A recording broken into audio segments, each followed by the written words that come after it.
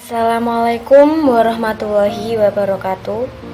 Kami dari kelompok 1 yang terdiri dari Azza Jamilah, Irma Leviana, Nova Putri Rahmasari, Khoirum Zatul Aini, dan Lulu Rohmatul Kabibah akan mempresentasikan materi sejarah peradaban Islam yang berjudul Letak Geografis, Sosial Budaya, dan Kepercayaan pada Arab Pra-Islam. Yang melatar belakangi presentasi ini adalah masa sebelum Islam, khususnya kawasan Jazirah Arab, disebut masa jahiliyah. Julukan semacam ini terlahir disebabkan oleh terbelakangnya moral masyarakat Arab, khususnya masyarakat Arab pedalaman Badui yang hidup menyatu dengan padang pasir dan area tanah yang gersang. Mereka pada umumnya hidup berkabilah. Mereka berada dalam lingkungan miskin pengetahuan, situasi yang penuh dengan kegelapan dan kebodohan, sehingga mengakibatkan mereka sesat di jalan, tidak menemukan nilai-nilai kemanusiaan, membunuh anak dengan dalih kemuliaan, memusnahkan kekayaan dengan cara berjudi, berperang dengan dalih bahwa perang membangkitkan harga diri dan kepahlawanan. Namun demikian, bukan berarti masyarakat Arab pada saat itu tidak mempunyai peradaban. Bangsa Arab sebelum lahirnya agama Islam dikenal dengan kemajuan ekonominya yang sangat bagus, dengan kemampuan dagang yang sudah bertaraf internasional. Hal ini juga diuntungkan dengan posisi dagang yang strategis antara Yaman dan Syiah. Rentetan peristiwa yang melatar belakangi lahirnya Islam merupakan suatu kajian yang harus dikaji. Hal demikian karena tidak salah satu pun peristiwa di dunia yang terlepas dari konteks historis. Lalu, rumusan masalah yang akan kita bahas di presentasi ini adalah bagaimana letak geografis Arab sebelum Islam, bagaimana keadaan sosial Arab sebelum Islam, dan bagaimana kepercayaan masyarakat Arab sebelum mengenal Islam. Assalamualaikum warahmatullahi wabarakatuh. Untuk yang pertama yaitu keadaan geografis Jazirah Arab. Teman-teman, itu adalah peta keadaan Jazirah Arab pra-Islam. Jazirah Arab adalah sebuah semenanjung yang luasnya sekitar 3000 km persegi yang terletak di barat daya Asia, dan berbatasan dengan Teluk Oman dan Teluk Persia di sebelah timur, Laut Merah di sebelah barat, Laut India di sebelah selatan, Irak dan Syria di sebelah utara. Dan Jazirah Arab ini wilayahnya sekitar 5/6-nya yaitu adalah padang pasir. Ketika Nabi Muhammad SAW lahir, yaitu pada 570 Masehi, Makkah adalah sebuah kota yang sangat penting dan terkenal di antara kota-kota di negeri Arab, baik karena tradisinya maupun karena letaknya. Makkah juga dilalui jalur perdagangan, yaitu yang menghubungkan Yaman di sebelah selatan dan Syria di sebelah di sebelah utara. Dengan adanya Ka'bah di kota itu juga, Mekah menjadi pusat keagamaan Arab. Ka'bah itu di dalamnya terdapat 360 berhala yang mengelilingi berhala utama yaitu Hubal. Makkah juga kelihatan makmur dan kuat ya, karena agama dan masyarakat Arab itu ketika itu mencerminkan realitas kesukuan masyarakat Jazirah Arab dengan luas sekitar 1 juta mil persegi. Jazirah Arab itu terbagi menjadi 2 bagian besar, yaitu bagian tengah dan bagian pesisir. Di sana tidak ada sungai yang mengalir tetap, yang ada hanyalah lembah-lembah berair di musim hujan. Dan sebagian besar di Jazirah Arab itu adalah padang pasir Sahara yang terletak di tengah dan memiliki keadaan sifat yang berbeda-beda. Terus juga karena itu ia bisa dibagi menjadi 3 bagian. Yang pertama yaitu Sahara langit memanjang 140 mil dari utara ke selatan dan 180 mil dari timur ke barat.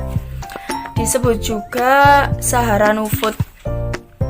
Oase dan mata air itu sangat jarang.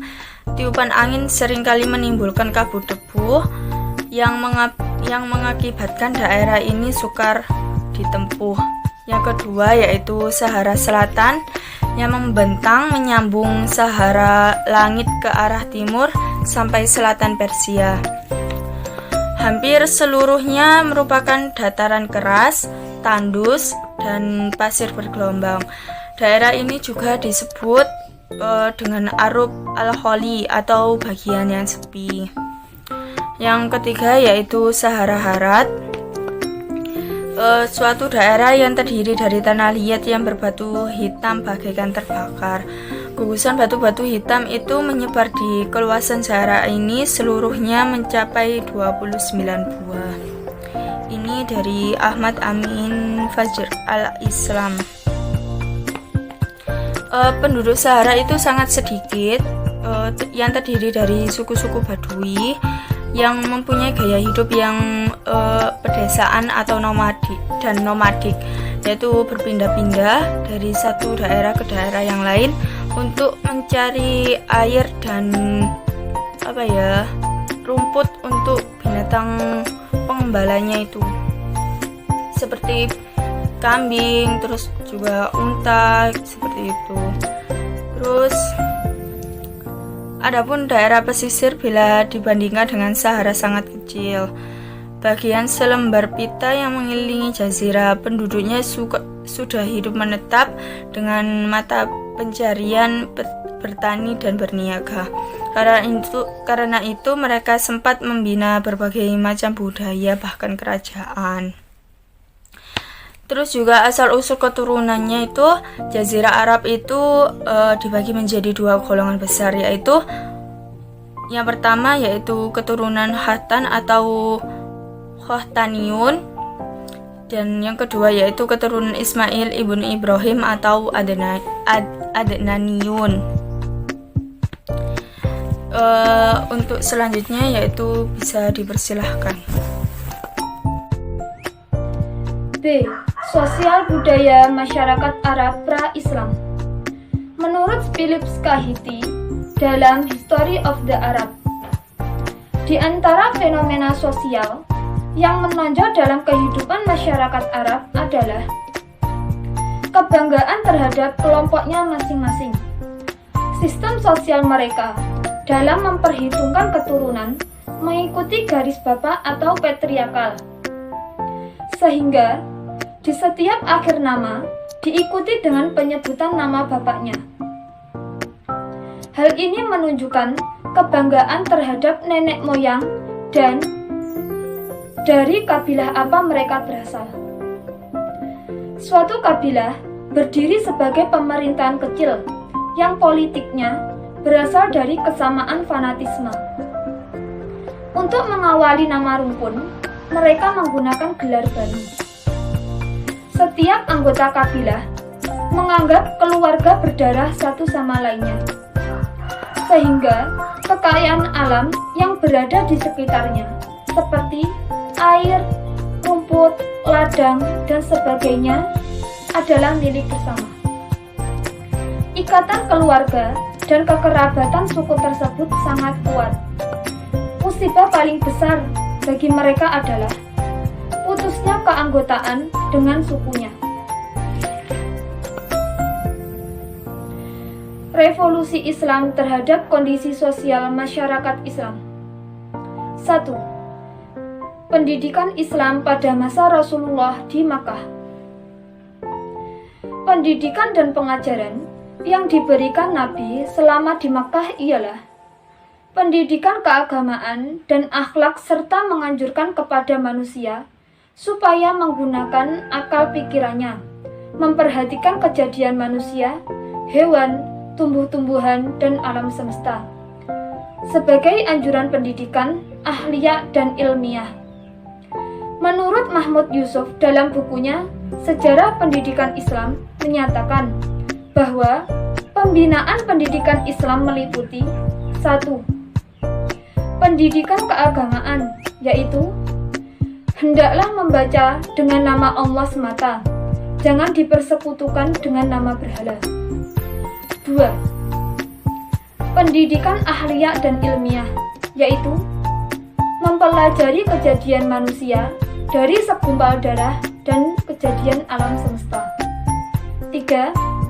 Pendidikan akhlak dan budi pekerti, yaitu Nabi mengajarkan kepada para sahabat agar berakhlak baik sesuai dengan ajaran tauhid.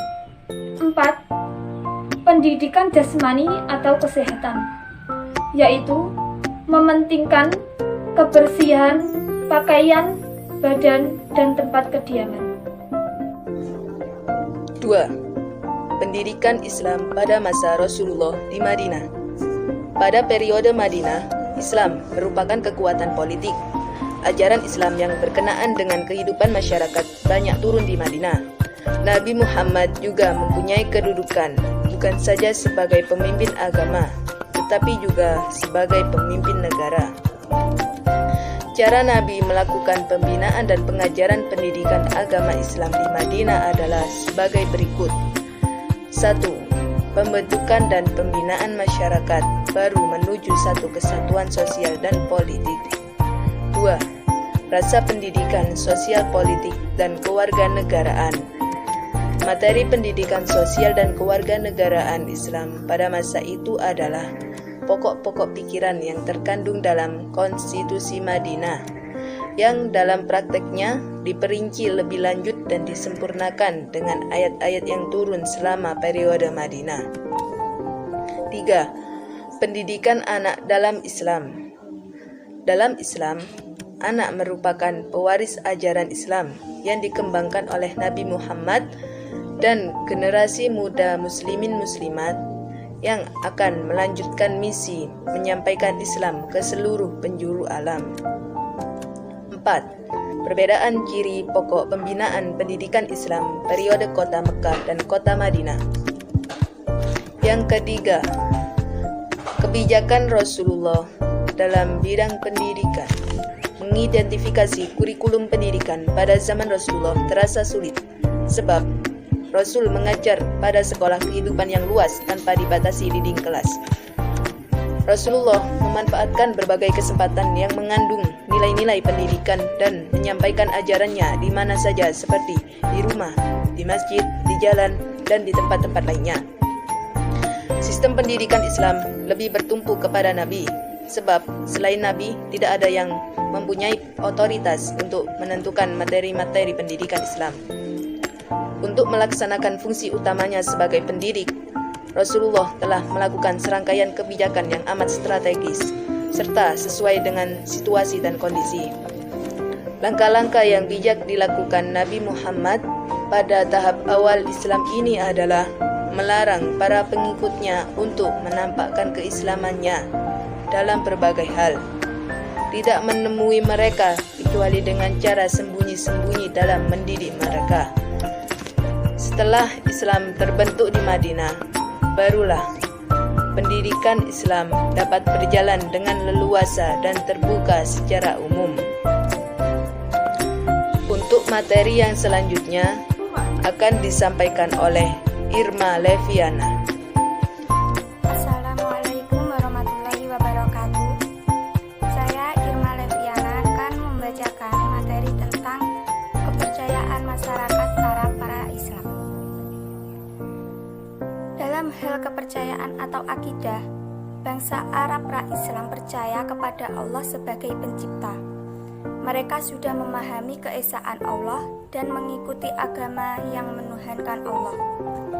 Sebelum Nabi Muhammad SAW diutus, mereka sudah kerap kali kedatangan dakwah dari para nabi, utusan Allah, yang menyampaikan seruan agar menyembah kepada Tuhan yang Maha Esa semata-mata. Jangan sampai mempersekutukan sesuatu dengannya. Nabi-nabi utusan Allah yang datang dan berdakwah kepada bangsa Arab, diantaranya Nabi Nuh alaihissalam untuk kaum Ad, dan Nabi Saleh diutus untuk kaum Tsamud. Menurut Munawar Khaili, bangsa Arab percaya dan yakin bahwa Tuhan itu ada dan Tuhan itu Maha Esa. Dia yang menciptakan segenap makhluk, yang mengurus, yang mengatur, dan pemberi sesuatu yang dihajatkan oleh segenap makhluk. Akan tetapi, dalam menyembah atau beribadah kepadanya, mereka membuat atau mengadakan berbagai perantara dengan tujuan untuk mendekatkan diri kepada Tuhan. Berkaitan dengan agama, Arab pra-Islam memeluk agama Ibrahim. Mereka menganggap bahwa berhala-berhala tersebut merupakan perantara antara mereka dengan Tuhan.